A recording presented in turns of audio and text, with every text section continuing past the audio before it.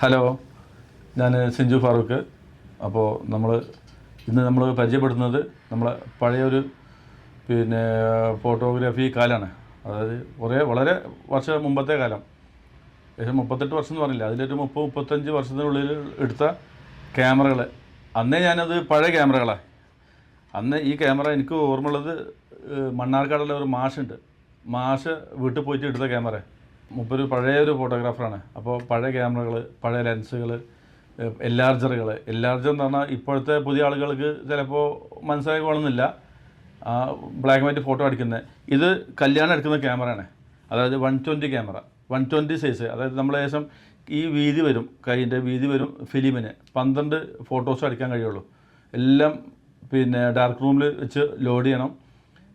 ഇത് ഫിലിം കഴുകുന്ന ഡാർക്ക് റൂമിൽ വെച്ച് വളരെ വ്യത്യസ്തമായിട്ട്, ഇപ്പോഴത്തെ തലമുറയ്ക്ക് ഒരിക്കലും ചിന്തിക്കാൻ കഴിയാത്ത ഒരു സംവിധാനമാണ് അന്നത്തെ. 1% ഇന്നത്തെ റിസ്ക് ഉള്ളൂ, അന്ന് 100% റിസ്ക് വരും. അങ്ങനത്തെ ഒരു കാലഘട്ടമായിരുന്നു ആ ഫോട്ടോഗ്രാഫി.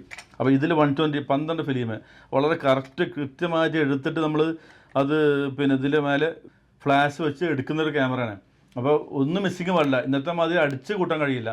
സിമ്പിളായിട്ട് ഒരു 40 ഫോട്ടോ 50 ഫോട്ടോ അങ്ങനത്തെ ഫോട്ടോസ് എടുത്തിരുന്നത്. അത് വലിയ ബ്ലാക്ക് ആൻഡ് വൈറ്റ് ഫോട്ടോ അടിച്ചിട്ട് അത് പ്രിൻ്റ് ചെയ്തിട്ട് ആൽബമായി കൊടുക്കും. അപ്പോൾ അത് പരിചയപ്പെടുത്തുക എന്ന് പറഞ്ഞത് അന്നത്തെ കാലഘട്ടമാണ്. ഇപ്പോഴത്തെ കുട്ടികൾക്ക് വളരെ അത്ഭുതമായിരിക്കും. അത്ഭുതം എന്നുള്ളത് അത് അറിയണം, അവരൊക്കെ അറിയണം. ഈ ഫോട്ടോഗ്രാഫി ഫീൽഡിലുള്ള ആൾക്കാർ അറിയണം. അപ്പോൾ അന്ന് മുതലേ ഞാൻ ഈ ഫോട്ടോഗ്രാഫിയിലുണ്ട്.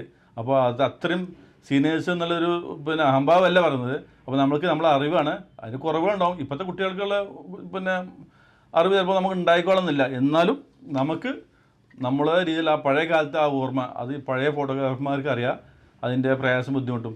അതെല്ലാം ആ കാലത്ത് പിടിച്ചു നിന്നാണ് ഞാൻ. അപ്പോൾ ഇതിൻ്റെ ഒരു കാലഘട്ടം. ഇതിപ്പോഴും സ്റ്റുഡിയോയിൽ ഇപ്പോഴും അവിടെ സേഫിൽ വെക്കുന്ന. പലരും ചോദിക്കും ഇത് വെക്കണോ, എത്ര എമൗണ്ട് തരാമെന്നുള്ളത്. നമ്മളത് കൊടുക്കില്ല. കാരണം ഇത് നമ്മളെ ഒരു ഓർമ്മ മാത്രമല്ല, അന്നത്തെ ഒരു ഉപജീവന മാർഗ്ഗം കൂടിയാണ്.